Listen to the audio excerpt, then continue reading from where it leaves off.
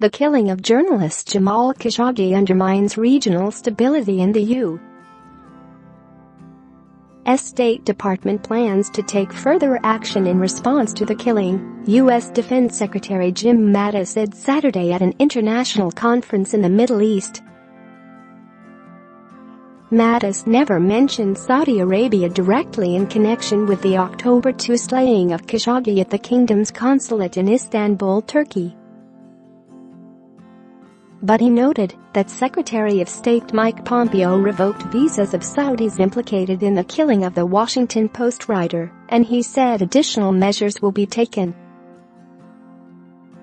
Turkish officials have said that a Saudi team of 15 men tortured, killed and dismembered the writer in a premeditated act. The kingdom initially said it knew nothing about what happened to Khashoggi, but on Thursday said evidence shows that the killing was premeditated. Mattis made no move to directly blame Saudi and did not refer to the calls from members of Congress to cut arms sales to Saudi Arabia or impose sanctions on the kingdom. But his broader mention of the matter toward the end of his speech underscores the serious national security ramifications the incident poses for relations with the key U.S. ally. With our collective interests in peace and unwavering respect for human rights in mind, the murder of Jamal Khashoggi in a diplomatic facility must concern us all greatly, Mattis told international officials and experts at the Manama Dialogue Conference in Bahrain. Failure of any one nation to adhere to international norms and the rule of law undermines regional stability at a time when it is needed most. He added that he will continue to consult with President Donald Trump and Pompeo as they consider the broader implications of the matter. Saudi Foreign Minister Adel Jubeir, who spoke after Mattis at the conference, said hysterical media are rushing to judgment in the Khashoggi case. Unfortunately, there has been this hysteria in the media about Saudi Arabia's guilt before the investigation is completed, he said, in response to questions about the killing. What we say to people is wait until everything is done, then decide if the investigation was serious or not. Share this article. He said that the kingdom will hold those responsible accountable and put mechanisms in place to ensure this doesn't happen again. We will overcome the consequences of the Khashoggi killing, he added. Still, Mattis's speech also reflected the difficult dilemma this has caused.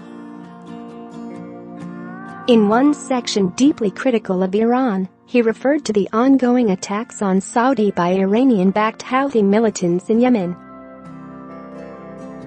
I reiterate U.S. support for our partners' right to defend themselves against Iranian-supplied Houthi attacks on their sovereign territory, and at the same time call for an urgent end to the fighting, Mattis said.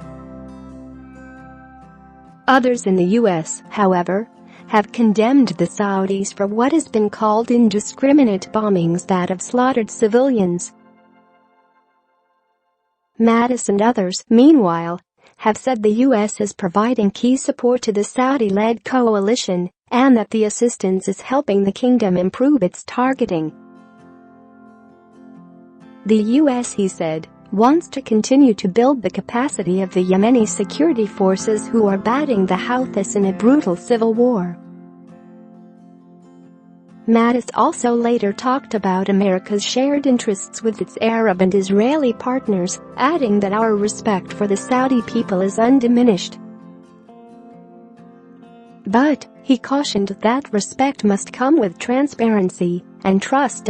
Saudi Arabia's slow shift to reveal more details about the killing also reflects the kingdom's acknowledgement that the killing could have a serious diplomatic and possibly economic impact.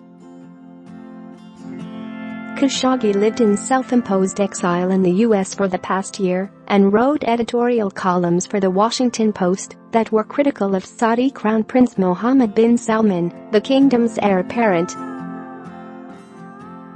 More broadly, Mattis's speech Saturday focused on regional cooperation in the U.S. commitment to the Middle East.